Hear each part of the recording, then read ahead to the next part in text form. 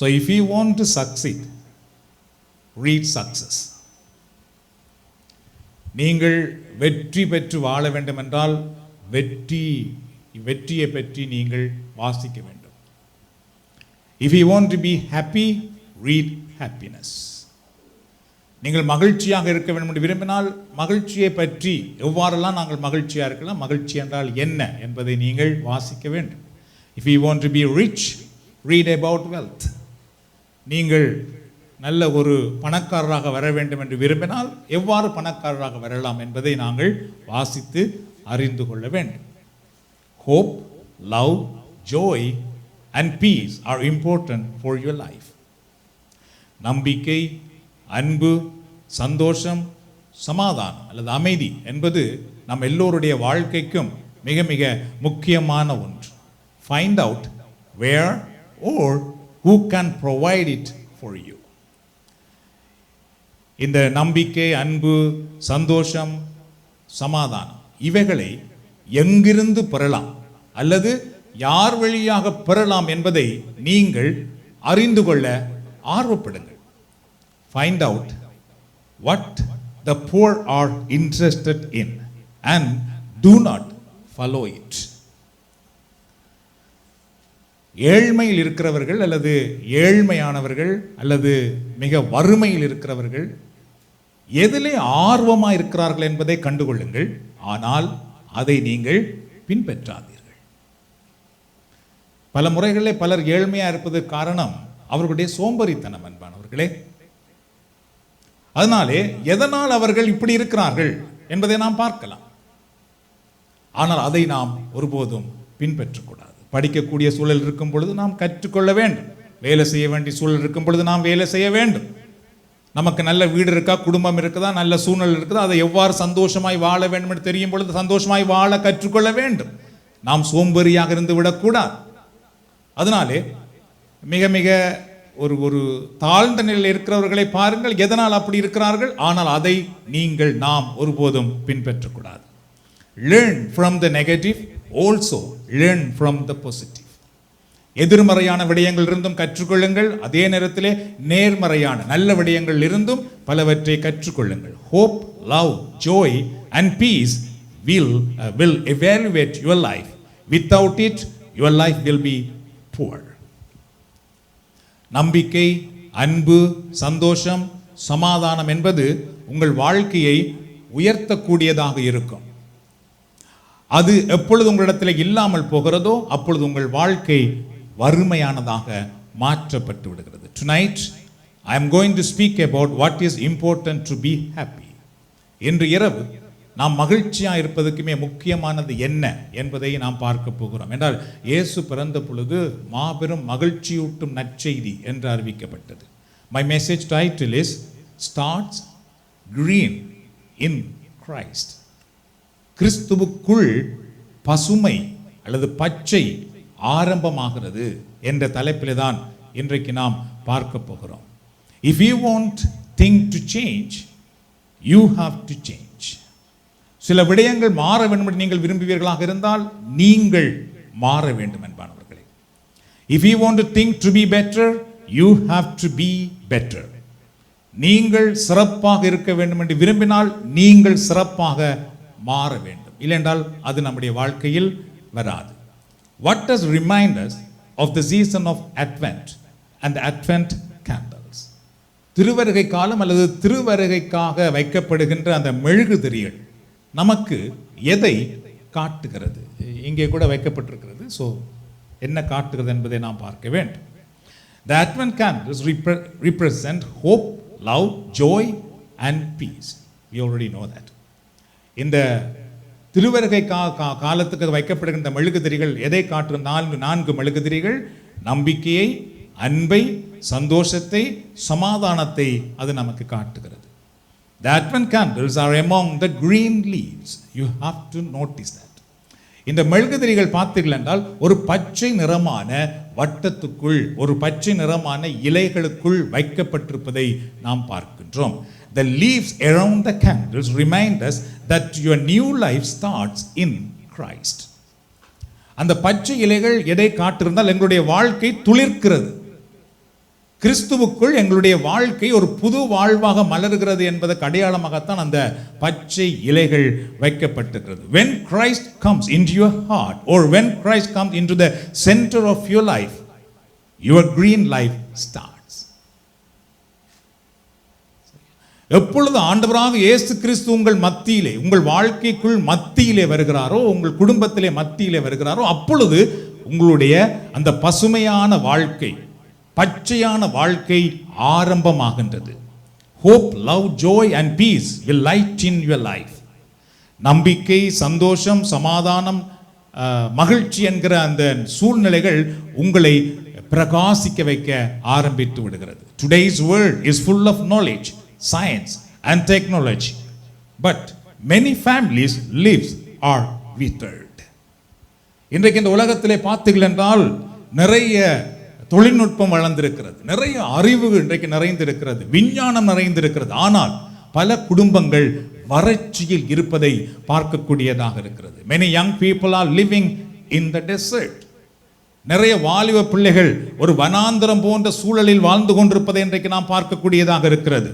Everyone wants to see the green leaves, but they see only tree with no leaves. எல்லாருமே பச்சை மரமாக இருக்க வேண்டும் என்று விரும்புகிறார்கள். ஆனால் அவர்கள் பார்ப்பதெல்லாம் இலையில்லாத மரங்களைத்தான் அவர்கள் வாழ்க்கையிலே பார்க்கக்கூடியதாக இருக்கிறது. They want to eat the fruits of hope, love, joy and peace, but they end the day and year with hungry. My friends, எல்லோருமே பார்த்தீர்கள் என்றால் நம்பிக்கை என்கிற கனியை சாப்பிட வேண்டும், சமாதானம் என்கிற கனியை சாப்பிட வேண்டும், அதே நேரத்திலே மகிழ்ச்சி, சந்தோஷம் என்கிற கனியை சாப்பிட வேண்டும் என்று விரும்புகிறார்கள். ஆனால் அவர்கள் அவருடைய நாளையும் வருடத்தையும் பசியோடே முடித்து விடுவதை பார்க்கக்கூடியதாக இருக்கிறது. They wander in search of true love, happiness and peace. அவர்கள் உண்மையான அன்பை, உண்மையான சமாதானத்தை எங்கு பெறலாம் என்று தேடிக்கொண்டிருக்கிறார்கள். Many media promise to the people that we will provide hope, love, happiness and peace to the future. இன்றைக்கு நிறைய தொடர்பு சாதனங்கள் பார்த்தீர்கள் என்றால் நாங்கள் உங்களுக்கு நம்பிக்கையை தருகிறோம், சமாதானத்தை தருகின்றோம், மகிழ்ச்சியை தருகின்றோம், அமைதியை தருகிறோம் என்று நிறைய தொடர்பு சாதனங்கள் இன்றைக்கு சொல்லிக் கொண்டிருக்கிறார்கள். Because of the lack of knowledge of the word of God, people fall into that trap. இன்றைக்கு மக்களுக்கு இறை வார்த்தையில் இருக்கின்ற போதனை அல்லது நம்பிக்கை விளக்கங்கள் மிக மிக குறைவாக இருக்கிறதுனாலே இது போன்ற ஏமாற்றக்கூடிய தொடர்பு சாதனங்களுடைய போதனைகளை, சத்தத்தை கேட்டு அதற்கு அந்த பொறிக்குள்ளே அவர்கள் விழுந்து விடுகிறார்கள். Worldly pleasure, money, science, technology and lust never give you true hope, love, joy and peace, my friends. இந்த உலகத்தில் இருக்கின்ற உலக சிற்றின்பங்கள் அல்லது பணமாக இருக்கலாம், அல்லது விஞ்ஞானமாக இருக்கலாம், அல்லது தொழில்நுட்பமாக இருக்கலாம், அல்லது எந்த விதமான உலக சிற்றின்ப காரியங்களாக இருந்தாலும் உண்மையான அந்த சமாதானத்தை, சந்தோஷத்தை, நம்பிக்கையை நமக்கு கொடுக்காது. Only Jesus Christ can bring true hope, love, joy and peace into your life. ஆண்டவராக இயேசு கிறிஸ்துவால் மட்டும்தான் அந்த உண்மையான சமாதானத்தை, சந்தோஷத்தை நமக்கு கொடுக்கக்கூடியதாக இருக்கு. ஒரு தடவை கரங்களை தட்டி நாம் ஆண்டவருக்கு நன்றி செலுத்தலாம். That is why the white candle is placed among the four candles of hope, love, joy and peace. அதெல்லாம் பார்த்தீர்கள் என்றால் ஒரு வெள்ளை மெழுகுதிரி பார்த்தீர்கள் என்றால் அந்த 4 மெழுகுதிரிக்கும் மத்தியிலே வைக்கப்பட்டிருப்பதை நீங்கள் கவனிக்கலாம். The white candle symbolized Christ. அந்த வெள்ளை மெழுகுதிரி எதை காட்டுகிறது என்றால் இயேசு கிறிஸ்துவை அடையாளமாக காட்டுகிறது. மீண்டும் முதல்வே கரங்களை தட்டி நாம் ஆண்டவருக்கு நன்றி. You can cut down the tree with a hammer, but take about 30 days. If you trade the hammer for an axe, you can cut it down about 30 minutes. ஒரு மரத்தை நீங்கள் சுத்தியலாலே அடித்து வீழ்த்த வேண்டும் என்று நினைப்பீர்களாக இருந்தால் கிட்டத்தட்ட 30 நாட்கள் எடுக்கலாம். ஆனால் அதையே ஒரு கோடாரியினாலே நீங்கள் வெட்ட நினைப்பீர்களாக இருந்தால் 3 நிமிஷத்திலே அதை வெட்டி வீழ்த்து விடலாம். The difference between 30 days and 30 minutes is your change of knowledge. அந்த 30 நாளுக்கும் 3 நிமிடத்துக்கும் இடையில் இருக்கிற அந்த வித்தியாசத்துக்கு என்ன காரணம் என்றால் உங்களுடைய அறிவின் மாற்றமாகும். அன்பானவர்களே, நீங்கள் எவ்வளவு நல்ல விடயங்களை அறிந்து கொள்ளுகிறீர்களோ அந்த அளவுக்கு உங்களுடைய வாழ்க்கையின் நிலைகள் மாற்றப்பட்டு கொண்டு வருவதை நீங்கள் காண்பீர்கள். willing to change your life. உங்கள் வாழ்க்கையை மாற்றுவதற்கு முயற்சி செய்யுங்கள். Jesus Christ must come to the center of your life. ஆண்டவராக இயேசு கிறிஸ்து அந்த வெள்ளை மெழுகுதிரியை போல உங்கள் வாழ்க்கையின் மத்தியிலே வர வேண்டும். If you put your pride, money and wealth at the center of your life, hope, love, joy and peace will disappear. இது முக்கியமான ஒன்று. இயேசு கிறிஸ்துவை மத்தியிலே வைக்காமல் உங்கள் வாழ்க்கையிலே உங்களுடைய பெருமையை, உங்களுடைய சுயநலத்தை, உங்களுடைய கடினமான உள்ளத்தை, உங்களுடைய விட்டுக் கொடுக்காத நிலைகளை மத்தியிலே வைப்பீர்களாக இருந்தால் உங்கள் வாழ்க்கையில் இருக்கிற அந்த சமாதானம், அந்த சந்தோஷம், மகிழ்ச்சி, நம்பிக்கை எல்லாமே மறைந்து போய்விடுகிறது. Rather your life will be surrounded by fight, competition, jealousy, defeat, division and suffering. அதுக்கு பதிலாக உங்கள் வாழ்க்கையில பார்த்துக்கிட்டால் பலவிதமான பிரச்சனைகளும் இடைவெளிகளும் போட்டி பொறாமைகளும் தான் அங்கு வர ஆரம்பித்து விடுகிறது. Bring Jesus into your life. That's the real Christmas. ஆண்டவராக இயேசு கிறிஸ்துவை உங்கள் வாழ்க்கைக்குள் கொண்டு வாருங்கள். அதுதான் உண்மையான நத்தார் விழா. There is no use when the candle is not flaming. இந்த மெழுகுதிரி எப்பொழுது ஏற்றப்படாமல் இருக்கிறதோ அப்பொழுது அது பயனற்றது, வெறும் பார்வையக்காக இருக்கும். அதனால எந்த பயனும் வராது. Without flaming, your spiritual life is useless and it has no meaning. அதுபோல உங்கள் வாழ்க்கையும் எரிய வைக்காமல் நீங்கள் போவீர்களாக இருந்தால் உங்கள் வாழ்க்கை பயனற்றதாக மாறிவிடுகிறது. Without Christ, your life becomes useless and it has no meaning. A rich man asked a poor beggar, do you own 100 acres of land or $100 million or only my loving daughter? ஒரு பணக்காரர் ஒரு பெரிய ஏழையை பார்த்து கேட்கிறார், உனக்கு 1000 acre நிலம் வேண்டுமா, $100 மில்லியன் வேண்டுமா, அல்லது என்ற ஒரே ஒரு பாசத்துக்குரிய மகள் வேண்டுமா? The beggar answered, I want your loving daughter. அந்த ஏழை என்ன சொல்லுகிறார் என்றால், எனக்கு நிலமும் வேண்டாம் பணமும் வேண்டாம், உம்முடைய அன்பான அந்த மகள் தான் எனக்கு வேண்டும் அப்படி என்று கேட்கிறார். The rich man asked the poor, you are already in poverty. How will you survive with my loving daughter? ஏற்கனவே நீ மிகுந்த வறுமையில் இருக்கிறாய், அப்படி என்றால் என் மகளை எடுத்து நீ என்ன செய்ய போற, எவ்வாறு உன்னால் வாழ முடியும்? The beggar answered, everything you have belongs to your only loving daughter. அந்த வறுமையானவர் என்ன சொல்லுகிறார் என்றால், உனக்குள்ள எல்லாமே உன்னுடைய ஒரே ஒரு மகளுக்கு தான் சொந்தம்.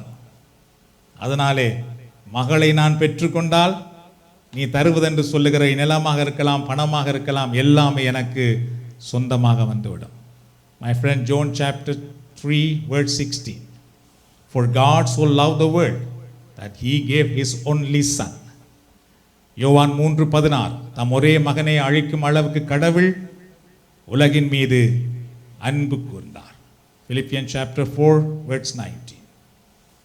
And my God will fully supply all your need out of the riches of his glory in Christ Jesus. பிலிப்பியர் 4:19.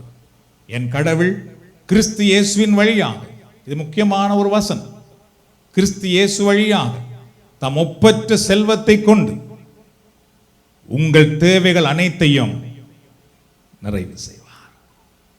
உங்கள் தேவைகள் நிறைவு செய்வதற்காகவே இயேசுவை தேடாமல் நீங்கள் தேடிக்கொண்டிருப்பீர்கள் என்றால் உங்கள் தேவைகள் நிறைவு செய்யப்படாது. தந்தையாய கடவுள் சொல்லுகிறார், இயேசுவை முதலில் உங்கள் வாழ்க்கையில் கொண்டு வாருங்கள், அப்பொழுது உங்கள் தேவைகள் எல்லாம் அவர் வழியாக நிறைவு செய்யப்படும். God bless you and your family. ஆண்டவர் உங்களையும் உங்கள் குடும்பத்தையும் ஆசீர்வதிப்பாராக. ஒரு தடவை எழுந்து நின்று நாம் ஆண்டவருடைய கரங்களை அர்ப்பணித்து நாம் ஜெபிக்கலாம். அன்பின் ஆண்டவரே, இந்த நல்ல நாளில் எங்கள் எல்லோரையும் உம்முடைய அருக்கரங்களில் அர்ப்பணிக்கிறோம். இந்த உலகத்துக்கு மீட்பு தர வந்த ஆண்டவரே, ஒளியாக வந்த தெய்வமே, எங்கள் வாழ்க்கை பசுமையாக பச்சையாக இருக்க வேண்டும் என்று நீர் விரும்புகிறீர். நாம் பச்சையான நிலைக்கு வர முடியாதபடி பொல்லாத சத்துரு பல விதங்களிலே நம்முடைய வாழ்க்கைக்குள், குடும்பத்துக்குள் புகுந்து நீர் எங்களுக்கு தருகின்ற அந்த பச்சைக்குரிய ஆசீர்வாதத்தை நம்மிடத்திலிருந்து மறைத்து விடுகிறான், எடுத்து விடுகிறான். ஆனால் இந்த நேரத்தில் நாங்கள் ஜெபிக்கிறோம், ஆண்டவராக இயேசுவே, உம்மால் தான் எங்களுக்கு அந்த வெற்றியான வாழ்க்கையை, பசுமையான வாழ்க்கையை தர முடியும். ஆகவே எங்கள் வாழ்க்கையில நீர் வந்திரள், எங்கள் குடும்பத்தில் நீர் வாரும், எங்கள் பிள்ளைகளுடைய வாழ்க்கையில நீர் வாரும். எங்கள் வாழ்க்கை பசுமையா இருப்பதாக இயேசுவின் நாமத்தில் மன்றாடி உம்முடைய அருட்கரங்கள் அர்ப்பணிக்கிறோம் எங்கள் நல்ல தந்தையே, ஆமென்.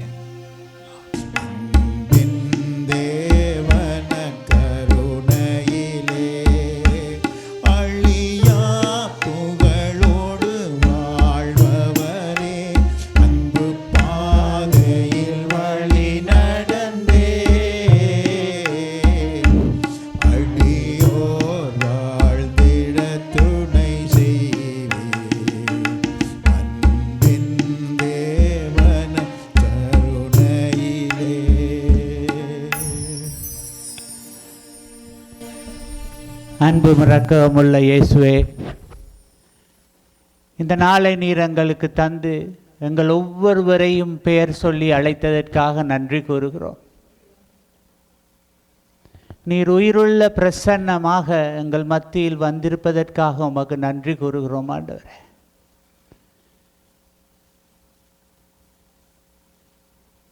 நமக்கு கிடைக்க முடியாத பெரிய ஆசீர்வாதமாக பரலோகத்திலிருந்து நீர் எங்கள் மத்தியில் வந்திருக்கிறீர் ஆண்டவரே.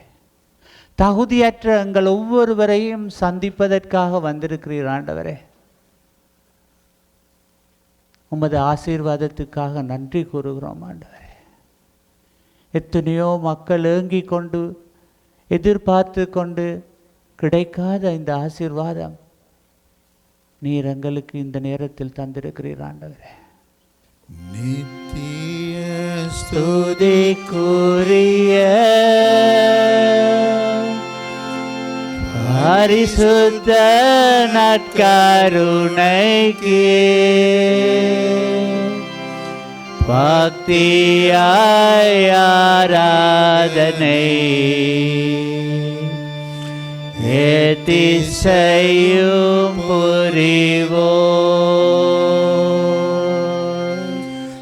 நித்திய ஸ்துதிக்குரிய பரிசுத்த நற்கருணைக்கு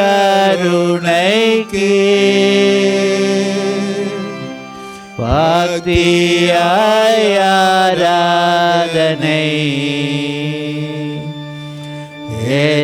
ஏத்திசையும் புரிவோம்.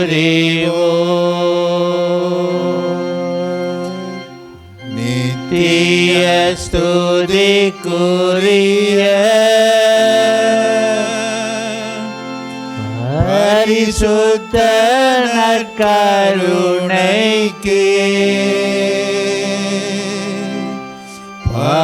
பக்தியாய் ஆராதனை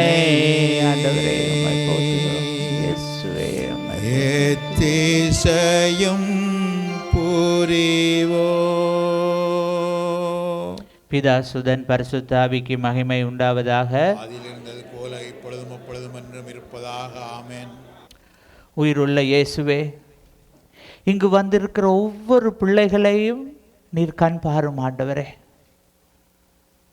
திருவருகை காலத்தில் முழுமையாக ஒவ்வொருவரும் தங்களை மாற்றி ஒரு புது பிள்ளைகளாக, ஒரு புது உணர்வு கொண்ட பிள்ளைகளாக தூய ஆவியில் பிறக்க வேண்டும் என்று மன்றாடுகிறேன் ஆண்டவரே. ஒவ்வொருவரது உள்ளத்திலும் நீர் வாரும் ஆண்டவரே. குழந்தை இயேசுவாக வந்து எங்கள் உள்ளத்தில் பிறக்க வேண்டுமாய் வேண்டிக் கொள்ளுகிறோம் ஆண்டவரே. உமது சமாதானத்தை இங்கு வந்திருக்கும் ஒவ்வொருவருக்கும் கொடுக்க வேண்டுமாய் மன்றாடுகிறேன் ஆண்டவரே. ஆண்டவரே, நோயோடு வந்தவர்களை குணமாக்கும். விசுவாசத்தோடு உம்மை நோக்கி சபித்து கொண்டிருக்கிறவர்களுக்கு ஆசீர்வாதத்தை கொடுத்தள்ளும் ஆண்டவரே. அவர்கள் உள்ளத்தில் என்ன விதமான பாரத்தோடு சபிக்கிறார்களோ அவர்களுக்கு ஆசீர்வாதங்களை கொடுத்து இயேசுவே அவர்களுக்கு நிம்மதியை கொடுத்தள்ளும். இங்கு வந்துள்ள ஒவ்வொருவரது குடும்பங்களிலும் சமாதானமும் அமைதியும் நிலவ வேண்டும் என்று மன்றாடுகிறோம் ஆண்டவரே. ஒவ்வொருவரது பிள்ளைகளும் ஆசீர்வதிக்கப்பட வேண்டுமாய் மன்றாடுகிறோம் ஆண்டவரே. ஒவ்வொரு பிள்ளைகளுடைய எதிர்காலங்கள் ஆசீர்வதிக்கப்பட வேண்டும் என்று மன்றாடுகிறோம் ஆண்டவரே. விசுவாசத்தின் ஆண்டவரே, உயிரோடு எங்கள் மத்தியில் பிரசன்னமாயிருக்கின்ற இயேசுவே, உமது குணமாக்கும் கரத்தால் எங்கள் ஒவ்வொருவரையும் தொடும் ஆண்டவரே. எல்லோரும் உங்களது வலது கையை இயேசு பால் திருப்பி நீட்டி நற்கருணையிடம் அவரை நோக்கி பாருங்கள். மற்ற கையை உங்களது ஆன்மாவிலும் இருதயத்தில் வைத்துக் கொள்ளுங்கள். இரக்கமுள்ள இயேசுவே, இந்த கைகளினூடாக இயேசுவே உமது ஆசீர்வாதம் அவர்கள் உடம்பை சென்று சேர்வதாக. உச்சந்தலையிலிருந்து உள்ளங்கால் வரை இருக்கும் வேதனைகளும் துன்பங்களும் நோய்களும் அகன்று போவதாக. இயேசுவே, உமது அன்பும் அதிசயமும் அவர்கள் உள்ளத்தில் ஆழமாக வந்து இறங்குவதாக. நீர் உயிரோடு இருக்கிறீர் என்பதை அவர்கள் உணர்வார்களாக. இயேசுவே ஆண்டவர் என்று அவர்கள் முழங்குவார்களாக. அவர்களது விசுவாசம் ஆழமாக வளர்வதாக. இயேசுவே, அவர்கள் உமது ஆசீர்வாதத்தை நிறைவாக பெறுவார்களாக. ஆண்டவரே, இந்த திருவருகை காலத்தில் உமது மீண்டும் நீர் அவர்கள் உள்ளத்தில் பிறக்கும் பொழுது, இயேசுவே ஆண்டவர், உண்மையான ஆண்டவர், இவர் எங்கள் மத்தியில் பிறந்திருக்கிறார் என்ற அந்த சந்தோஷத்தை பெற்றுக்கொள்வார்கள். ஆண்டவரே, எல்லாரையும் ஆசீர்வதியும் ஆண்டவரே, நிறைவாக ஆசீர்வதியும் ஆண்டவரே. விசுவாசத்தோடு வந்திருக்கிறார்கள் ஆண்டவரே, உமது அன்பை பொழியும் ஆண்டவரே. இயேசுவே, இந்த நேரத்தில் புதுமைகள் நடக்கட்டும், ஆசீர்வாதங்களும் அற்புதங்களும் நடக்கட்டும். ஒவ்வொருவரது உள்ளத்திலும் உமது ஆசீர்வாதம் வந்து இறங்கட்டும் ஆண்டவரே. இயேசுவே, நீர் அப்போஸ்தலர்கள் மத்தியில் வந்து இறங்கி சமாதானத்தை ஊதி ஆவியானவரை கொடுத்தது போல அதே பிரசன்னத்தை எங்களுக்கு தாரும், அதே அமைதியை தாரும் ஆவியானவரே. ஆவியானவரால் எங்களை நிரப்பும், எங்கள் ஒவ்வொருவரையும் ஆசீர்வதியும் ஆண்டவரே, நிரப்பும் ஆண்டவரே. உமது ஆசீர்வாதம் எங்கள் மேல் வந்து இறங்குவதாக. ஆமென்.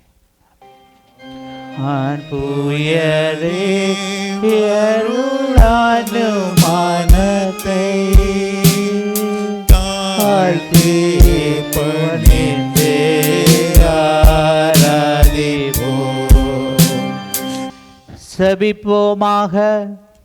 இறைவா, இந்த வியப்புக்குரிய திருவருட்சாதனத்திலே உம்முடைய திருப்பாடுகளின் நினைவை எங்களுக்கு விட்டு சென்றீர். உமது திருவுடல் திரு இரத்தம் ஆகிய இவற்றின் மறைபொருள் வணங்கும் நாங்கள் மீட்பின் பலனை இடைவிடாமல் கண்டு அனுபவிக்க அருள் புரியும். என்றென்றும் வாழ்ந்து ஆட்சி செய்யும் எங்கள் ஆண்டவரும் திருக்குமாரனுமாகிய இயேசு கிறிஸ்து வழியாக உம்மை மன்றாடுகின்றோம்.